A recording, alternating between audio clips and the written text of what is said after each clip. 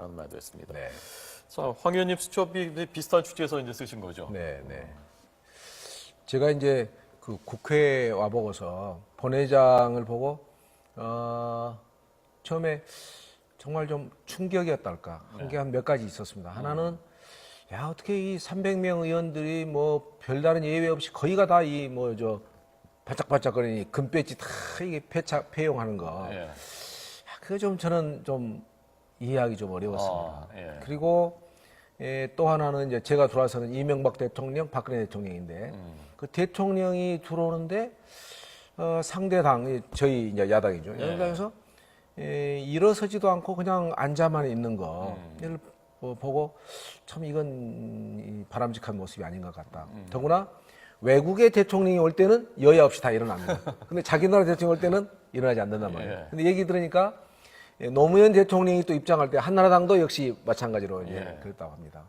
그게 참 그랬었고 또 하나가 지금 이제 말씀하신 야, 이 본회장에서 그냥 야유 나오고 막말 나오고 뭐 해가지고 이제 발언할 제가 올라가잖아요. 올라가면 이제 여당에서 이제 뭔가 좀 듣기 거북한 말이 나오면 이제 야유가 막 나오는 거예요. 예. 그래서 저를 향해서 하다가 그러면 이쪽에서 우리를 이제 엄호하는 얘기가 나오잖아요. 그러면 저를 향해가 이쪽끼리 여야가 그냥 붙어가지고 이제 하게 되면은 이 마이크 발언이 거의 들리지 않을 정도로 되고,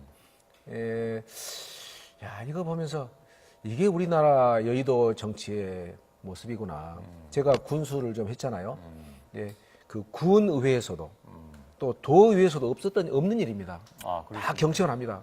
그러니까 군 기초의회나 광역의회보다 훨씬 더 저급한 이해할 수 없는 그런 모습이 벌어지고 있는 것이 우리나라 대한민국의 국회. 그래서 지금 50년째, 60년째 계속 그러지 않습니까? 그러니까 지난해 참 민망스러웠던 일이 제 기억에 작년 11월 키르기스탄 대통령이 방청을 하고 있었는데 본회의장에 저희 여야가 또 뭐 고성 고함 뭐 이래가지고요 너무 민망했는데 그분도 민망했는지 7분 만에 떠난 걸로 그때 언론도 보도되고 그랬는데 저는 사실은 그런 준비를 했었습니다. 방청석에 계신 분들한테 전부 제가 코멘트를 땄습니다. 그 작년에 대정부 질문 그 기간 때 왜냐하면 우리 국민이 선출해 준 우리 국회의원들인데 뭐 정치 성향도 다르고 또 당의 입장도 다르지만 상대편에서 하는 이야기 물론 마음에 안 들면 속으로 일축을 하면 되는 거 아닌가 싶어요. 그런데 그걸 공개적으로 야유를 하고 하다 보니까 너무 야박하고 우리가 그 정도 상대 이야기를 들어줄 아량조차 없나. 이거는 아닌 것 같아요. 그런데 제가 보면요. 우리가 이제 어떤 의원이 나가서 이제 대정부 질문 하거나 5분 발언할 때 이 야당 의석에서는 아주 고정 멤버가 있습니다. 야유하는 분들이. 누구누군지 손으로 셀 수 있어요. 근데 우리 역시 마찬가지예요. 그러니까 꼭 그런 분들이 주로 주도를 하는데 좀 성찰을 한번 하면 어떨까 싶어요. 여당에서는 고정적으로 하는 분이 몇 분 정도 됩니까? 우리 한 대여섯 분? 좀 더 많을지도 뭐 모르겠습니다. 한 상황에 따라서 10여 다 분. 10여 명 안팎. 저희도 뭐 10여 분.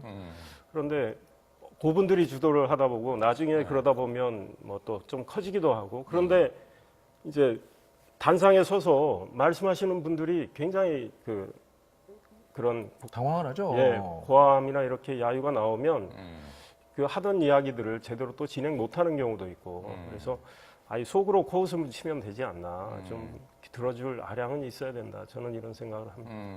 좀 금도를 넘는 발언들이 우리 여야 의원들한테서 나오기 때문에 그런 것도 좀 영향을 미치는 게 있지 않습니까? 이 정도는 정말 못 들어주겠다. 그런 발언도 가끔씩 나오잖아요, 여야 모두에. 우선은 그러니까 이제 본회의장에서 대정부 질문을 하는 때의 그 수준도 이제 문제가 됩니다. 그렇긴 하지만 뭐 그거 우리가 1년 내에 듣는 거 아니잖아요. 불과 한 15분, 20분 듣는 건데 경청을 하지 못한다는 건 저는 문제가 있다고 생각합니다. 더구나 이게 일부 의원들 사이에서 약간 소영웅시 되는 게 있어요. 바로. 그래서 아주 뭐 전사처럼 간주되고, 그러니까 그것이 제동이 걸리기보다는 어떤 의미에서는 확대 재생산으로 계속 또 지속되는, 그렇게 하니까 우리 문화는 점점점 국민으로부터 손가락질을 받게 되고, 정말 이건 퇴출, 혁신 1호.